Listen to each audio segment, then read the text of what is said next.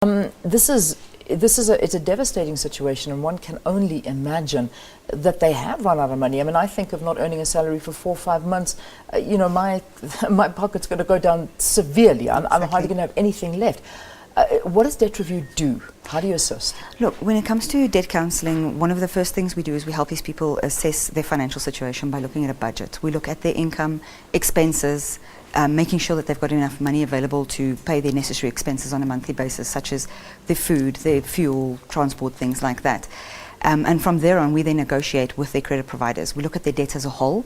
We communicate with all the credit providers and come to a reasonable arrangement for extended terms, reduced payments and things like that on their debt, which in this case has obviously been extremely difficult because we do need a form of income to assist these people, and with them not having any form of income, we cannot commit any amount to credit providers, which makes debt counselling a very difficult option for them.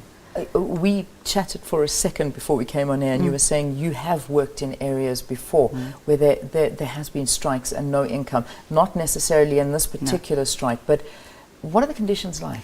It's sad, to say the least. I must say, we went through one morning with another union, and they were arranging with the local churches, the local shops, things like that, to bring in aid for these people, and they were handing out packets, and I mean, everybody was queuing, standing there with their kids on tow. It was very, very heart-wrenching. Yeah, because we're talking about 70,000, approximately 70,000 mine workers that are striking. But let's make that number bigger. Families, children, those that they are supporting. Exactly. These people don't have an income. No, and many of these people support their families that live off in further rural areas as well, which is a great concern, because in the past that it wouldn't just support their own local-based family, the money would go further than that. Yeah. What about somewhere like Marikana? That's another example of an area where there's dire situations. Have you been into that area? I haven't myself personally, but we have people who have been out in that area, and they're trying to assist wherever they can.